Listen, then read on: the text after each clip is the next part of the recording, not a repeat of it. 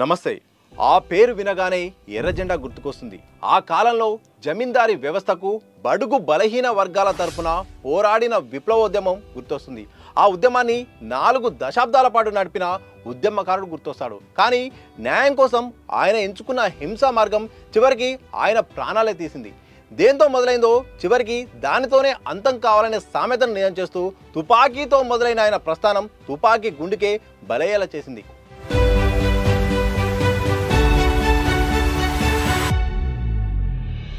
ఆయన ముఖం చాలా తక్కువ మందికి తెలుసు. కానీ ఆయన ఆదేశాలు దేశంలోని అడవులలో ఆదివాసీ గ్రామాలలో ప్రతిధ్వనిస్తాయి.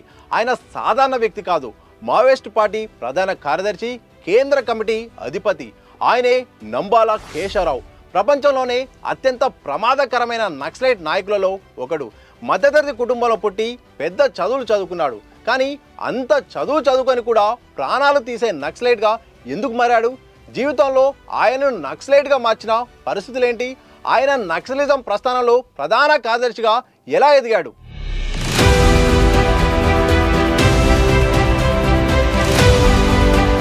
బసవరాజు, ప్రశాంత్ వంటి మారు పేర్లతో 10 ఏళ్లుగా అజ్ఞాతంలో ఉన్నాడు నంబాల కేశవరావు. అయితే ఆయన ఈ నక్సలిజం వైపు అడుగులు వేయడానికి ఆయన ఎదుర్కొన్న సవాళ్లు, ప్రతికూల పరిస్థితులు, అణచివేతలే కారణమని చెప్పవచ్చు. నంబాల కేశవరావు ఆంధ్రప్రదేశ్లోని శ్రీకాకుళం జిల్లా కోట బొమ్మాలి మండలం మండపల్లి గ్రామంలో 1954లో ఒక సాధారణ మధ్యతరగతి రైతు కుటుంబంలో జన్మించాడు. చిన్నతనం నుండే చదువులలో చురుకుగా ఉండేవాడు. పై చదువు కోసం వరంగల్లోని రీజనల్ ఇంజనీరింగ్ కాలేజీలో చేరాడు. అక్కడే ఇంజనీరింగ్ పట్టాపుచ్చుకున్నాడు. అయితే ఆ సమయంలో వరంగల్ ప్రాంతం విప్లవ భావాలకు, నక్సలిజం ఉద్యమానికి కేంద్రంగా ఉండేది. గ్రామీణ ప్రాంతాల్లో అసమానతలు, అణచివేత, భూ పంపిణీలో లోపాలు యువతను తీవ్రంగా ప్రభావితం చేశాయి. కేశవరావు కూడా ఆ వాతావరణానికి ఆకర్షితులయ్యాడు. దానితోడు ఆ కాలంలో సమాజంలో ఉండే అసమానతలు, అణచివేతలు ఆయనను నక్సలిజం వైపు అడుగులు వేయడానికి మరింత ప్రోత్సహించాయి. ఆయనకు తెలుగు, ఇంగ్లీష్, హిందీతో పాటు అనేక స్థానిక భాషలపై పట్టు ఉంది. ఇంజనీరింగ్ చదువుకున్న రోజుల్లోనే కేశవరావు రాడికల్ విద్యార్థి సంఘాల కార్యకలాపాల్లో చురుకుగా పాల్గొన్నాడు. 1970 మధ్యలో ఆయన communist party of India Marxist Leninist ఉద్యమంలో చేరాడు. ఇది చారు మజుందార్ నాయకత్వంలో ఆవిర్భవించిన సాయుధ విప్లవ ఉద్యమం.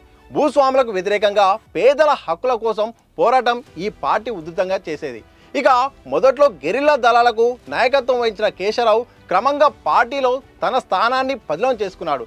1980లలో కేశవరావు పీపుల్స్ వార్ గ్రూప్లో కీలక సభ్యుడిగా ఎదిగాడు. ఆ సంస్థ గెరిల్లా యుద్ధం ద్వారా రాజ్యాన్ని కూలదోయాలనే లక్ష్యంతో పనిచేసేది. అతని వ్యూహాత్మక ఆలోచనలు, క్షేత్రస్థాయి అనుభవం పార్టీలో అతనికి అగ్రస్థానం కల్పించాయి.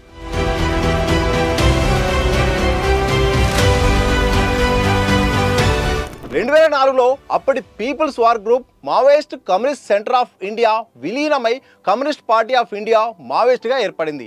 ఈ విలీనం తర్వాత నంబాల కేశవరావు బసవరాజు అనే మారు పేరుతో పార్టీ కేంద్ర కమిటీ సభ్యుడిగా, పోలిట్ బ్యూరో సభ్యుడిగా కీలక బాధ్యతలు తీసుకున్నాడు.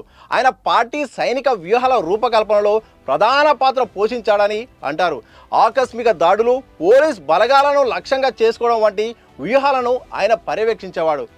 2018లో మావోయిస్ట్ పార్టీకి సుదీర్ఘ కాలం నాయకత్వం వహించిన గణపతి అనారోగ్య కారణాలతో వైదొలిగిన తర్వాత నంబాల కేశవరావు మావోయిస్ట్ పార్టీ ప్రధాన కార్యదర్శిగా పగ్గాలు చేపట్టాడు. అప్పటి నుండి ప్రశాంత్ అనే మరో మారుపేరును పెట్టుకుని 2 మారుపేర్లతో పార్టీకి నాయకత్వం వహిస్తున్నాడు. దండకారణ్యంలో ఉంటూనే దేశవ్యాప్తంగా మావోయిస్టు కార్యకలాపాలను నియంత్రిస్తున్నాడని ఆ సమయంలో నిఘా వర్గాలు కూడా ఆయనపై స్పెషల్ ఫోకస్ పెట్టాయి. నంబాల కేశవరావు ప్రధానంగా ఆంధ్రప్రదేశ్, తెలంగాణ, ఛత్తీస్గఢ్, ఒడిశా, మహారాష్ట్ర, జార్ఖండ్ రాష్ట్రాలలో విస్తరించి ఉన్న రెడ్ కారిడార్ కార్యక్రమాలకు కేంద్ర బిందుగా ఉండేవాడు. ఆయన వ్యూహాత్మక దాడులు, గెరిల్లా యుద్ధ తంత్రాలతో బలగాలను మట్టుపెట్టేవాడు. పార్టీ నిధుల సేకరణలో కీలక పాత్ర పోషించేవాడు. కేశవరావు నాయకత్వంలో మావోయిస్టులు కొత్త వ్యూహాలను అవలంబిస్తూ అడవులలో తమ పట్టును కొనసాగించడానికి ప్రయత్నించారు. ఇలాంటి సమయంలో కేంద్ర ప్రభుత్వం మావోయిస్టులను దేశ అంతర్గత భద్రతకు అతిపెద్ద ముప్పుగా పరిగణించి కేశవరావుతో పాటు తీవ్రమైన కేసుల్లో నిందితులుగా ఉన్న అనేక మంది నక్సల్స్పై దాడులు ప్రారంభించింది. కేశవరావుపై భారీ నజరానా ప్రకటించింది. ఇక తాజాగా మే 21 బుధవారం నాడు నంబాల కేశవరావుతో పాటు మరో 27 మంది నక్సలైట్లను మట్టుబెట్టినాడు కేంద్ర హోంశాఖ మంత్రి అమిత్ షా ప్రకటించారు. దీంతో నంబాల కేశవరావు ఉద్యమానికి తెరపడింది. ఒక మధ్యతరగతి విద్యార్థి నుండి దేశంలో అత్యంత శక్తివంతమైన వివాదాస్పద సాయుధ ఉద్యమానికి అధిపతిగా ఎదిగిన నంబాల కేశవరావు ప్రస్థానం అనేక ప్రశ్నలను లేవనెత్తుతుంది. ఆయన ఎంచుకున్న హింస మార్గం నిజంగా సమాజానికి మేలు చేస్తుందా, లేదా కేవలం విధ్వంసాన్ని మాత్రమే మిగులుస్తుందా? ఆయన నాయకత్వం భారత అంతర్గత భద్రతకు ఎంత పెద్ద సవాల్గా మారింది? ఇలాంటి ప్రశ్నలకు సమాధానం కోసం బహుశా ఆయనే వెతికి ఉంటే ఈరోజు ఇంత దారుణం జరిగి ఉండేది కాదేమో. మరి మీరేమంటారు? పోలీస్ ఎన్కౌంటర్లో నంబాల కేశవరావు మరణంపై మీ ఒపీనియన్ ఏంటి? కామెంట్ చేసి చెప్పండి.